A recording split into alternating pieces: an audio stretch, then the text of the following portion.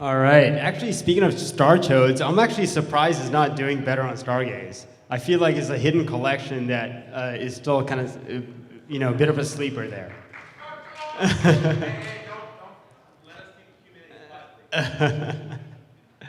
Okay, so I'm actually taking the spot of Dave, and Dave was going to talk about superpowers of app chains.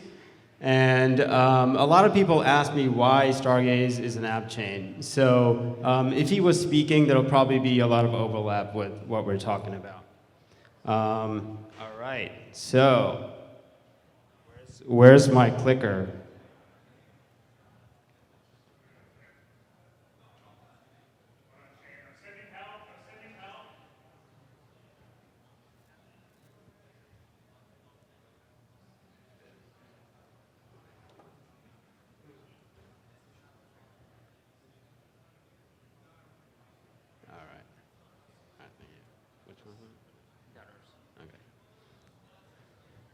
All right, so governance is a major part of every chain, so let's start talking about that. On Ethereum L1 and other EVM chains, you don't really have a base layer for on-chain governance. You kind of have this like rough offline governance. Usually it kind of ends up looking like this. And in that purple box in the top is really where you have protocols and you have these DAOs that kind of govern these protocols. So Cosmos figured that they can kind of improve on this model. And in Cosmos, you have governance at the base layer, right? But if you're building a generalized chain in Cosmos, then you also kind of have these DAOs and you have these apps. And you kind of have this kind of like two-tiered governance system. But oftentimes, you kind of end up with this misalignment because the governance of the DAO might not really align with the governance of the chain. Now, when you have an app chain, you don't really have this problem. Or this problem is greatly minimized because app chains have focus, and they have kind of like a clear vision, and then everything that's building on top of it kind of is aligned with all their stakeholders of the chain.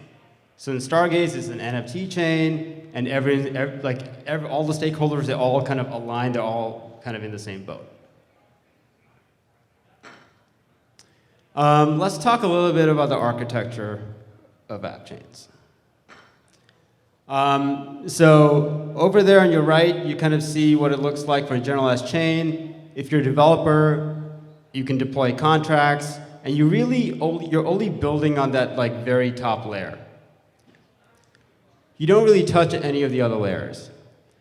When you have an app chain, the whole entire stack is there for you to use, right? So you can build custom SDK modules. These SDK modules can do stuff that you can't do at the contract layer. You can add stuff to Tendermint if you want to. You can have just all kinds of custom stuff. With app chains, you really kind of get the best of both worlds. You can have rapid development in CosmWasm and Rust. You can deploy the contracts easily on the chain. You don't have to do an upgrade for the chain for that. And these contracts can interact with SDK modules for custom logic. And this is really kind of where the magic happens in app chains. So let's talk a little bit about some of the features that Stargaze is building as an app chain. Fair burn. Fair burn is the fee mechanism that we have. It's loosely inspired by EIP 1559. And the way it works is that anytime there's any kind of fee, half of it is burned and the other half go to stakers. So this way, Stargaze actually has zero gas, but it does have fair burn for specific actions, like if you launch a collection, if you mint an NFT, and you trade an NFT. There's a developer incentive that's also built into Fairburn. So let's say you're a third-party developer, you build a custom contract. Let's say you want to make a new type of minter. Let's say, like right now, the minting is based on a fixed price. If you're a creator, you put a fixed price. You can build like a Dutch auction minter, let's say. And as a developer, you get a cut of that burn amount. And this is live. This is on mainnet right now. So if you're a builder, you can start building on Stargaze and earn a cut of the fees.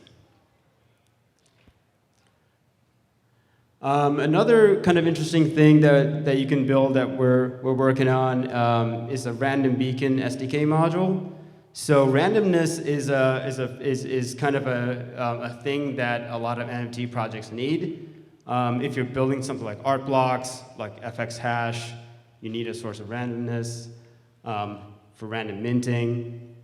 If you build this as a Osmo contract, it's very expensive because you have to get the randomness from a source like DRAND, and you got to verify the signature, and it's very expensive to build it as a contract. You can use IBC, so you can use like band protocol. So you can talk to band protocol and get a source of randomness from there. But this is slow because it takes at least like 3 blocks. So you have to submit a transaction to the chain, a relayer has to pick that up, send it to the other chain, get the randomness, send it back. So that kind of takes some time. But you can build it as an SDK module. And this is much faster, it's native, it's the cheapest option. Another thing we're kind of exploring in the very early stages is NFT staking, right? I'm not talking about proof of stake staking, like native staking, that works great. But when the word staking is used on a generalized L1, I'm talking about like some kind of DAO token or like staking NFTs.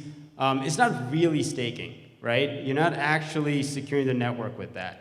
You're just kind of putting it and locking it up for a period of time, and you're essentially bribing people not to sell, right? It's not really doing anything useful. It's just staying there, right? But with an app chain, you can actually do native staking and put it to use, right? So maybe one thing we can do is we know NFTs have a floor price, right? You can might be able to communicate with the staking module and actually stake an NFT and earn some yield on it. And it can secure the network at the same time. So it's doing useful work. Governance-gated CosmWasm, I think, is an interesting thing for app chains as well. The key behind this is, you just don't let strangers into your house, right? You can prevent, bad contracts from being uploaded. I think this also kind of gives you like a higher level of trust in the chain, especially when this stuff is mainstream. Users want to know that they're using a chain that anyone can just upload something and like break it or whatever. The code is reviewed, the code gets tested, and you can also make the governance can make sure it's aligned with the values of the chain and the protocol. User experience is another kind of awesome thing you get with app chains, right? In terms of block space, you're not contending for DeFi protocols. There's no contention for anything else. It's just, only the stuff that's built on the chain.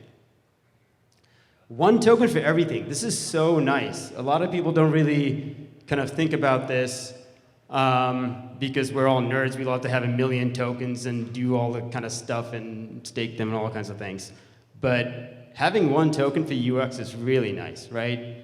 On Ethereum, you have a separate gas token. You have a separate voting token for the DAO. Sometimes NFTs are priced, like in WETH, you need that to buy an NFT, you have to do all the conversions and all that kind of stuff. Scalability is another great thing you get with app chains. So right now, as an individual chain, Stargaze has NFTs and individuals have NFTs. But as things kind of expand a little bit, you can add this extra layer of of DAOs, right? So an NFT collection can be managed by a DAO. You're going to have a DAO that owns NFTs. This kind of gives ownership a little bit. It kind of helps projects with like roadmaps and timelines. Kind of helps them manage it a little better. The third phase of this is, let's say, like one of the collections is a game. There's like a bunch of games right now that are being built on Stargaze. Let's say there's like some play-to-earn game, and they have a lot of transactions, and they want to have their own chain. Then they can do that, right? That DAO can actually get spun off as its own chain, and it can use shared security with Stargaze, and then Stargaze kind of turns into like its own hub chain. So there's this kind of like long-term plan for scalability as well.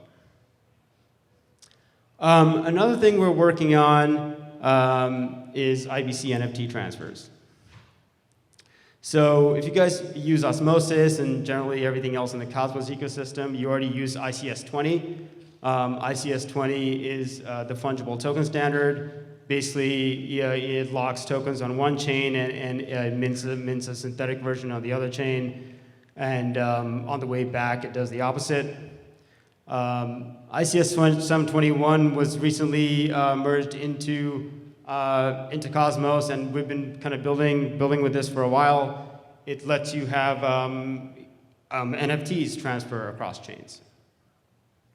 So one way this can work, for example, Osmosis. John just talked about the Osmo NFTs. Let's say you want to trade your Osmo on the marketplace in Stargaze, right? You'll be able to do that. You'll be able to use ICS 721 to transfer to Stargaze and play around the marketplace, and then send it back if you want to. So this is just in theory. This is if Osmosis wants to do this. Osmosis is also a CosmWasm chain, and it's basically the same contract that you can have on Stargaze and on Osmosis to make this happen. But we're not stopping there. We're also working with Gravity Bridge to bridge Ethereum assets to Stargaze. And Gravity also talks ICS 721.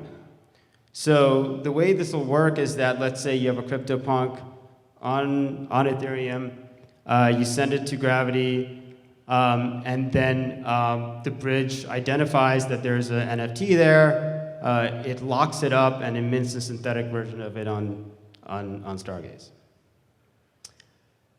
All right, folks, that's about it. We are giving we're giving people POAPs. Come stop by our booth and sign up, and we'll send you this gorgeous NFT. Follow us on social media at stargaze.zone, and come check out our Discord. Thank you.